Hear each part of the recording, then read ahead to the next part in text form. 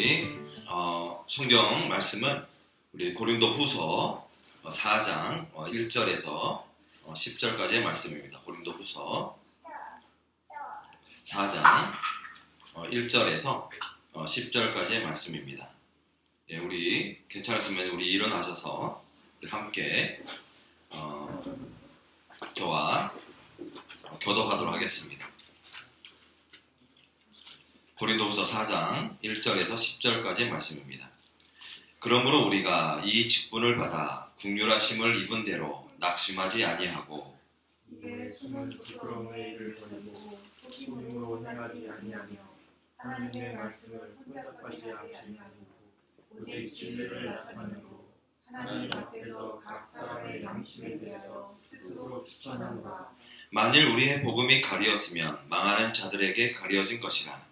그중에 이 세상의 신이 있지 아니하는 자들의 마음을 포기하게 하여 그리스도의 영광의 복음의 광채가 비치지 못하게 하나니 그리스도는 하나님의 형상이니라.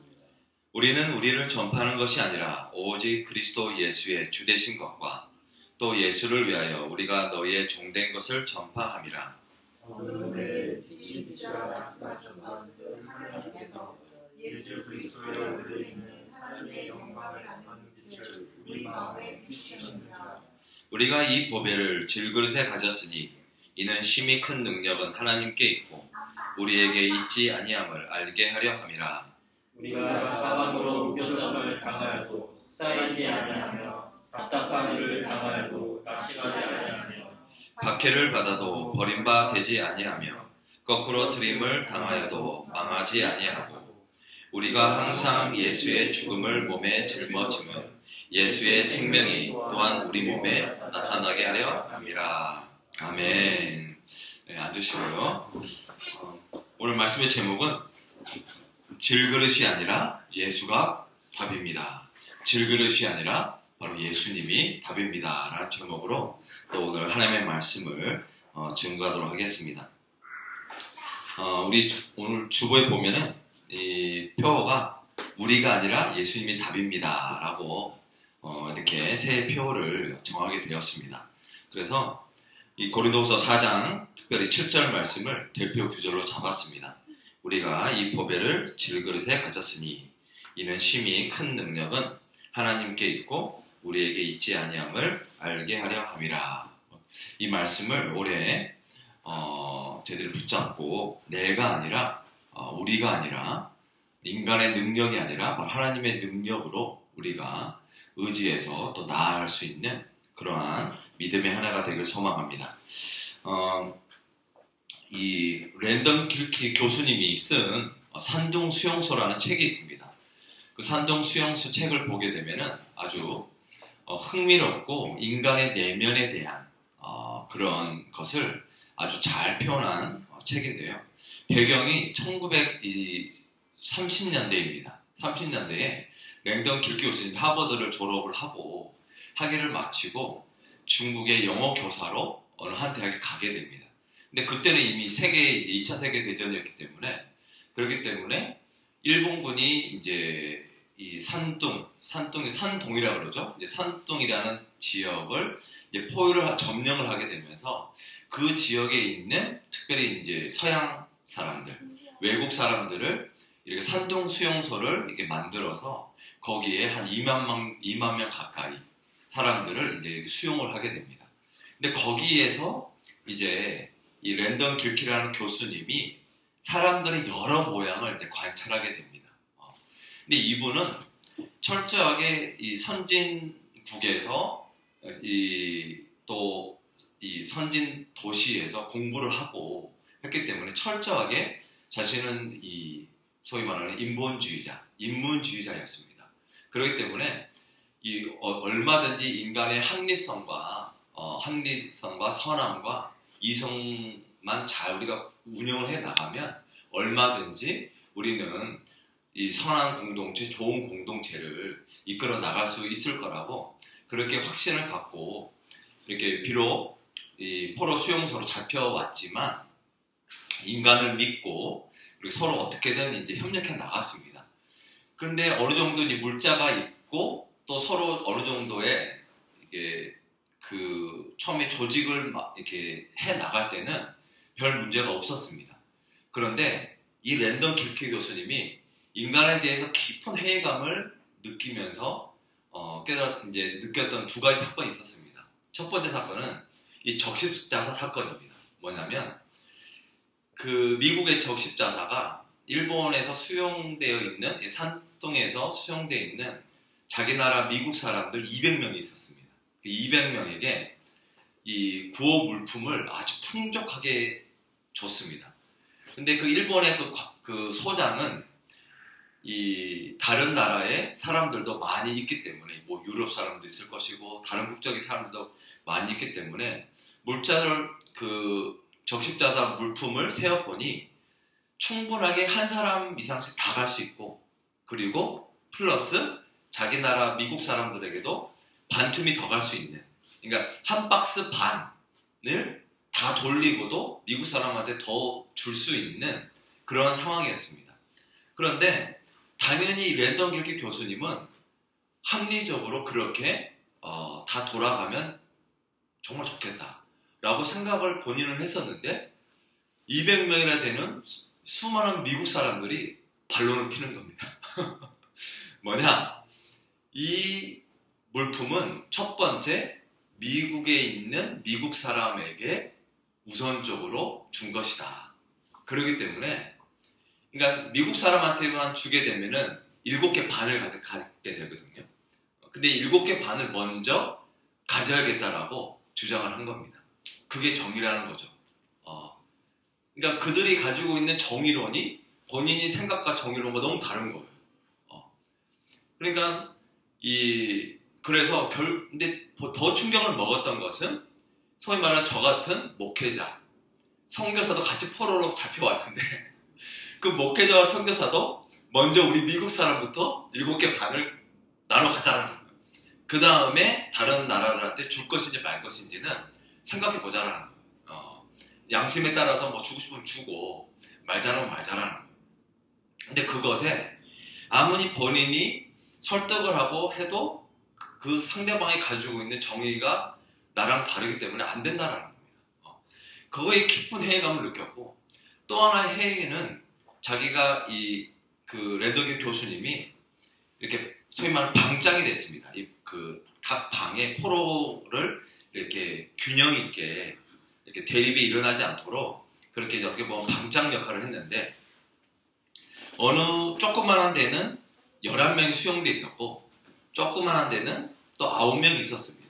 그러니까 이분의 생각은 이 11명이 한 명만 이쪽으로 이 9명이 있는 방을 조금만 양해를 구하고 하게 되면 10명이니까 얼마나 합리적입니까? 그런데 당연히 받아줄 거라고 생각을 하고 이렇게 예의를 갖추고 권면을 했는데 이 9명 있는 사람들이 그냥 날고 뛰었습니다. 지금 여기도 지금 좁은데 지금 그 11명 방은 그쪽 사정이고 그쪽 사정이지 왜 우리한테 그 한 명을 떠넘기냐? 우리는 못하겠다. 이 9명도 우리는 지금 좁아서 죽겠다. 라는 겁니다. 거기에서 뭐 그 외에도 수많은 이 산동수용소라는 책을 읽어보면 그 인간에 대해서 수많은 것에 그 회의감을 느끼는 그러한 이 에피소드들을 이 랜던 길케 교수님이 이렇게 수많이 적어놨는데요. 이 두 가지를 통해서 만 가지고도 이 랜던 길케 교수님이 결론을 내린 것이 사람은 어느 정도 풍족하고 어느 정도 뭐 환경이 받쳐줬을 때는 그나마 이렇게 더불어 살 수 있지만 자기가 조금만 부족하고 조금만 환경이 어렵고 조금만 뭔가 짜증나는 일이 생기면 사람은 뭐 성직자도 상관이 없이 교수, 지식인이 상관이 없이 다 이기적인 사람으로 다 돌변하는구나 라는 거를 이 산동수용소에서 이 책에서 아주 담담하게 이렇게 적어놓은 것을 읽은 기억이 났습니다. 우리가 그것이 어떻게 보면 인간이라는 것이죠. 그것이 우리 눈에는 보이지 않지만 우리 내면 속에 가지고 있는 그러한 우리의 어쩔 수 없는 이기적인 본성, 죄된 본성이 있다라는 것입니다. 오늘 우리가 읽었던 본문에도 사도 바울이 이 전반부 1절과 이 4절을 읽어보면은 동일하게 산동수용소에서 일어났던 그런 인간의 다양한 모습들을 잘 요약을 해놨습니다. 뭐냐면 2절을 보게 되면요. 이에 숨은 부끄러움의 일을 버리고, 인간은 남한테 말하기 어려운 숨은 부끄러운 일들을 너무나 어둠 가운데서 행한다는 사실입니다. 여러분 뉴스를 보십시오. 뭐 N번방, 뭐 정말 어둠 가운데서 행하고 있는 부끄러운 일들은 우리 인간은 이 나이 불문하고 지식이 많고 적음을 다 떠나서 오히려 지식이 있는 사람들이 더 어둠 가운데 부끄러운 일들을 행하는 모습을 우리는 보게 됩니다. 또 한 번 그래서 충격을 많이 받게 되죠. 어떻게 저 교수님이 그럴 수 있지? 라고 하는 그런 충격 가운데 우리는 살아가는 게 이 세상이라는 거죠. 두 번째 특징은 뭐죠? 속임이라는 것입니다. 속임으로 행하지 않아요. 속임. 입만 열면 사기꾼이 너무나 많죠. 예. 그러니까 지금 이제 국민의힘으로 갔던 김웅 그 국회의원이 오랫동안 이제 검사 생활을 해서 그 검사 열전이라는 책을 두 권 펴냈습니다. 근데 그 책에서 보게 되면은 우리 한국에서 최고의 많이 고소당해서 이 범죄자 유형 중에 1위가 뭔지 아십니까? 뭔 것 같아요? 네? 맞아요. 사기. 맞아요. 사기꾼. 제일 많이 통계를 내보면 우리 한국에서 가장 많이 잡혀 들어오는 첫 번째 유형이 사기꾼이다. 사기꾼. 네. 입만 열면 거짓말. 입만 열면 허풍과 허세가 심한 게 우리 한국 사람 중에 이 주요 그게 있습니다. 그러니까 이 세상의 특징을 사도 바울은 잘 얘기했죠. 부끄러운 일을 행하고 또 입만 열면 거짓말, 속임이 너무나 많고, 그러니까 이 당시에 고린도 교회에서도 이렇게 거짓된 가르침을 가르치는 사기꾼이 많았다는 것입니다. 그러니까 속임이고 또 뭐죠? 그 다음에 또 중요합니다. 교회에서는 하나님의 말씀을 혼잡하게 하지 않는, 말씀을 혼잡하게 하는 수많은 그런 것들이 있다는 것입니다. 이제 우리 연주자매도 이제 그 삼각동인가요? 네, 삼각동이면 아마 전대 후문의 그 용봉동에 그쪽에 그 후문 쪽으로 쭉 가다 보면 엄청나게 큰 건물 하나 보일 거예요. 나중에 보이면은 거기가 신천지 건물입니다. 예, 신천지 건물인데 그 신천지가 이 강주에 어마어마해요. 전국에서 최고야, 탑이야. 최고의 성도수를 자랑하고 최고의 열정적인 이 청년들이 많이 활동하고 있는 곳이 바로 이 광주입니다. 그렇기 때문에 아마 터미널이라든지 뭐 역이라든지 특히 뭐 전대 캠퍼스가 아름다워서 이 애들이랑 거닐 때에 혹시라도 말을 걸 수가 있어요. 그럴 때 아주 조심하기를 바랍니다. 그런데 이 신천지와 같은 그러한 사람들, 거짓 선지자들이, 교사들이 이 고린도 교회에 있었다는 사실이에요. 그러니까 옛날이나 지금이나 교회 안에 반드시 그런 사람들이 들어올 겁니다. 머지않아 이 실만한 물가교회도 이렇게 여기 교회에서 좀 알려지고 하다 보면 반드시 그런 사람 올 겁니다. 그럴 때에 그러니까 특징이 뭐예요? 말씀을 혼잡하게 한다. 그러니까 말씀을 혼잡하게 한다는 건 이렇게 생각 좋습니다. 우리가 마셨던 이 포도주 잔이 있잖아요. 와인잔이 오리지널이어야 맛있잖아요. 그런데 이런 사람들은 어떻게 장사를 하냐면 거기다가 물을 탑니다. 물을 타가지고 희석시켜가지고 이게 진짜 포도주입니다 라고 우리 용석이한테 주는 게 이게 거짓 교사들의 주특기인 거예요. 그러니까 신천지도 보세요. 하나님의 말씀, 예수님 얘기를 합니다. 성경 진리라고 믿습니다. 그런데 마지막 부분에 가서 예수님의 진리의 생명의 말씀이 아니라 누구의 가르침을 전파시키죠? 이만희 교주의 가르침으로 물타게 해가지고 이것이 진짜 생명의 말씀이다라고 그렇게 얘기를 하게 됩니다. 바로 이 세상의 특징이고요. 또 하나의 특징은 뭡니까? 또 4절을 보게 되면 그 중에 이 세상의 신이 믿지 아니하는 자들의 마음을 혼미하게 하여.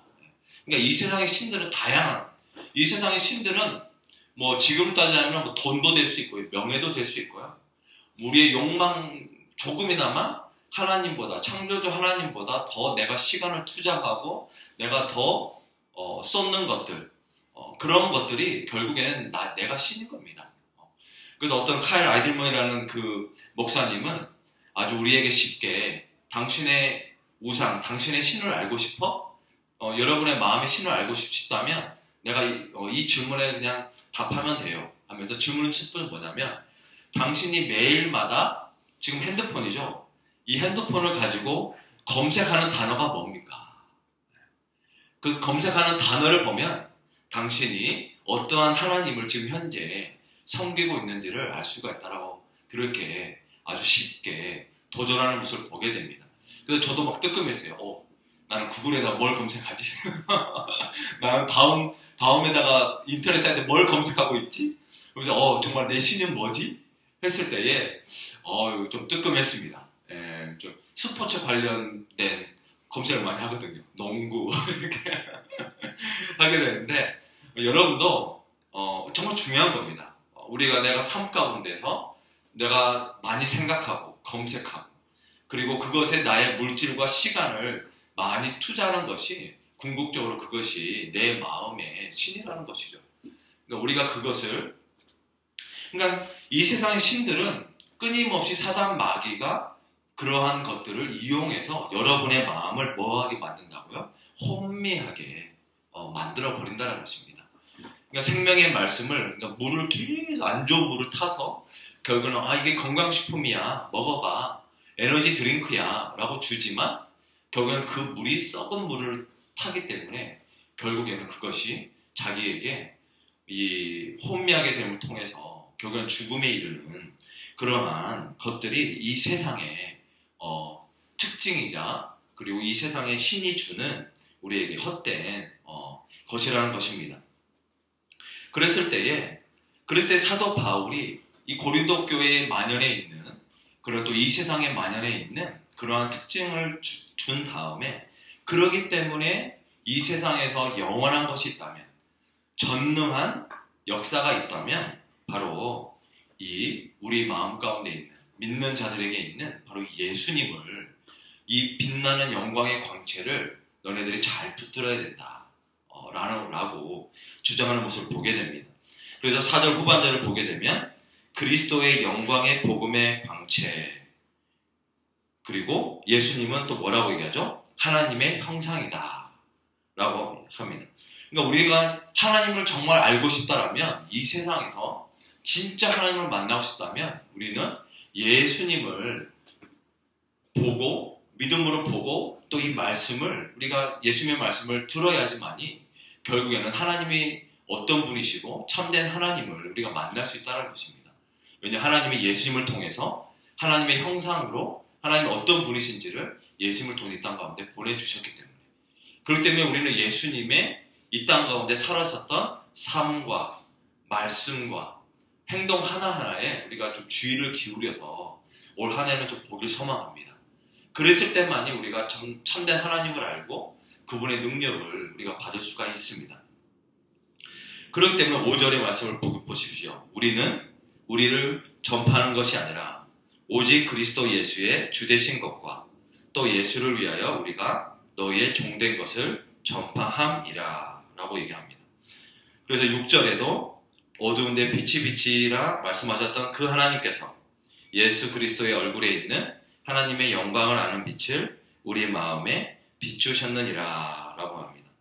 그러니까 예수님을 우리가 만나야 되는 이유는 바로 예수님을 만나야지만 하나님을 알 수가 있고, 그리고 여기 나왔던 것처럼 하나님의 영광에 이르는 참된 지식을 우리가 예수님을 통해서 만날 수 있다는 사실입니다. 그렇기 때문에 7절에서 사도 바울이 우리가 이 보배는 6절에 나오는 예수 그리스도의 얼굴에 있는 하나님의 영광을 아는 빛이죠. 예수 그리스도의 얼굴에 있는 하나님의 영광을 아는 빛이 바로 이 보배. 그러니까 예수님, 하나님 되신 예수님이 이 보배를 질그릇에 가졌으니, 우리를 질그릇에 표현했습니다. 왜 질그릇으로 표현했죠? 처음에 산동수용소에서 그 얘기가 나왔던 그 인간의 모습이 우리이기 때문입니다.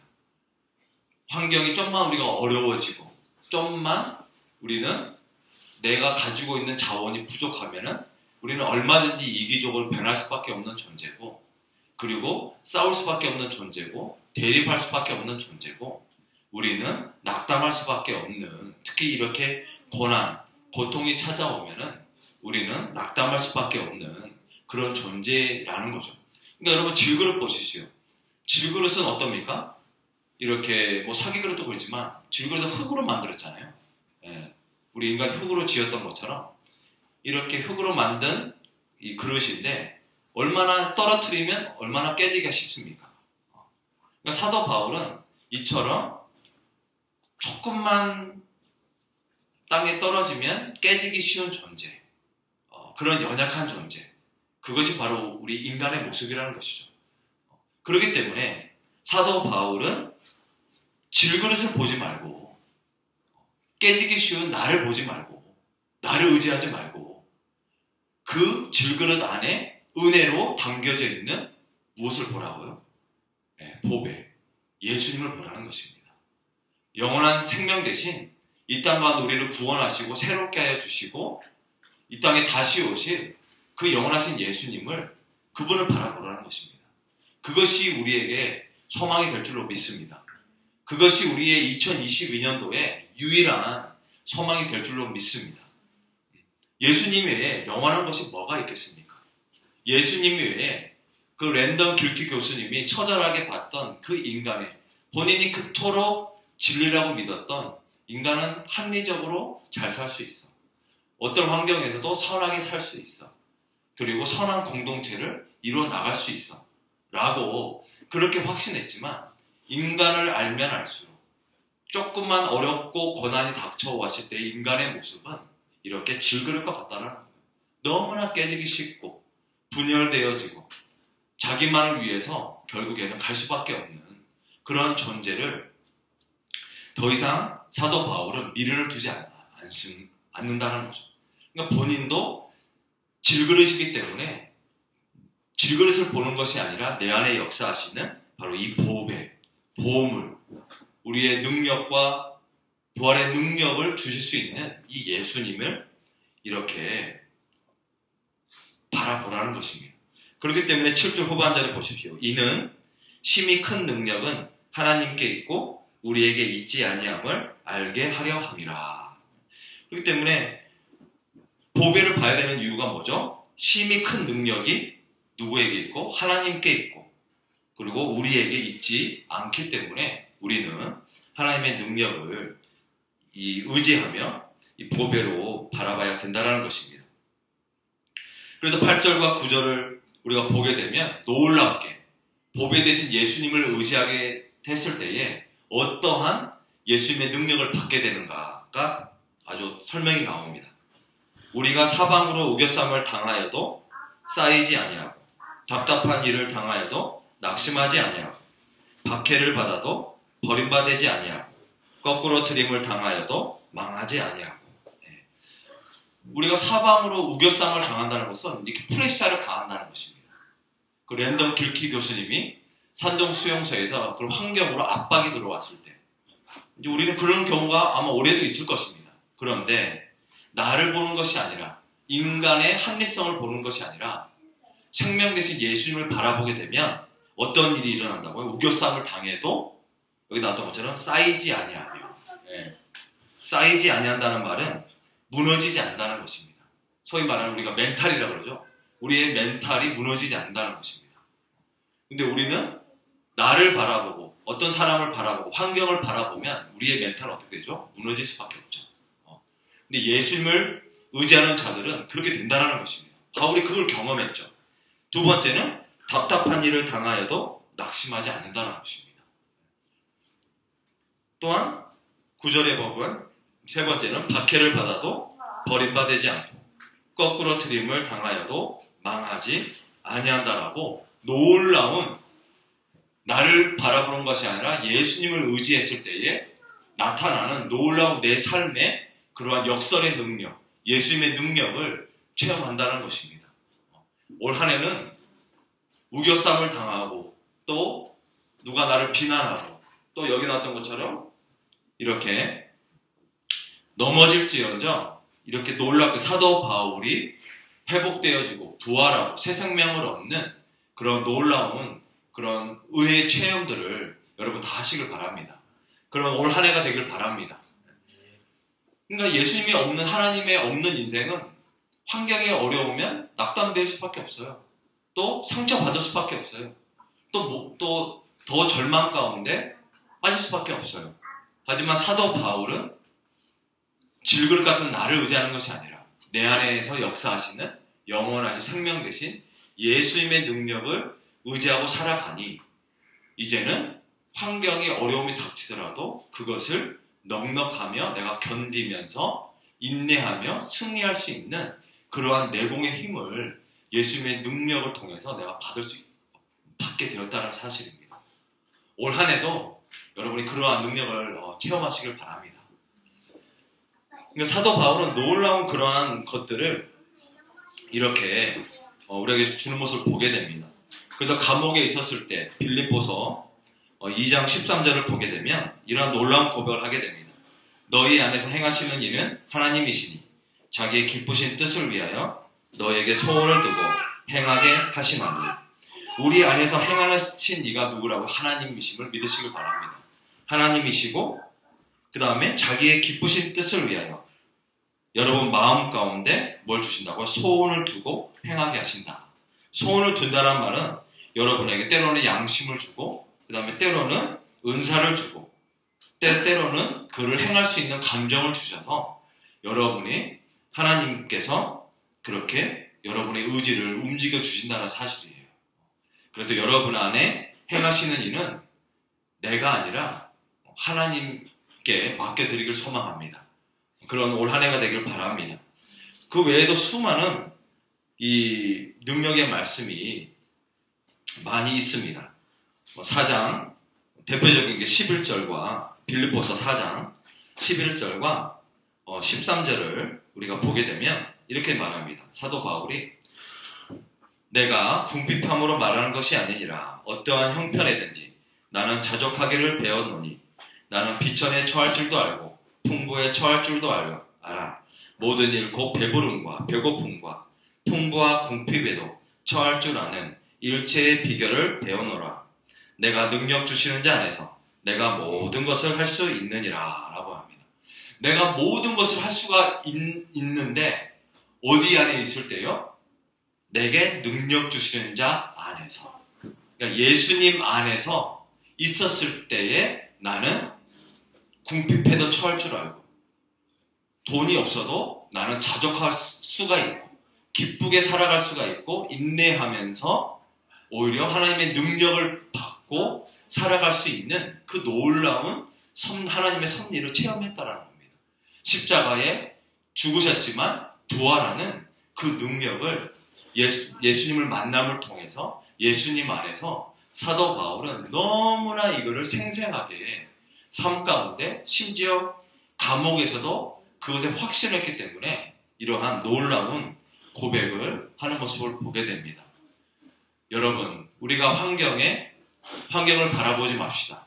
그리고 그 어려운 환경을 헤쳐나가보자 유한하고 깨지기 쉬운 질그릇 같은 나의 능력을 의지하지 맙시다. 이렇게 내게 능력 주시는 자 안에서 넉넉하게 우리를 자족하게 만들어 주시고 그리고 이렇게 모든 것을 할 수 있게끔 견딜 수 있게끔 헤쳐나갈 수 있게끔 우리에게 선한 길을 내어주시는 사막의 강을 내어주시는 그 전능하신 우리 예수님의 이름으로 올 한 해 또 힘차게 나아가시는 저와 여러분이 되시기를 주님의 이름으로 축원합니다. 아멘.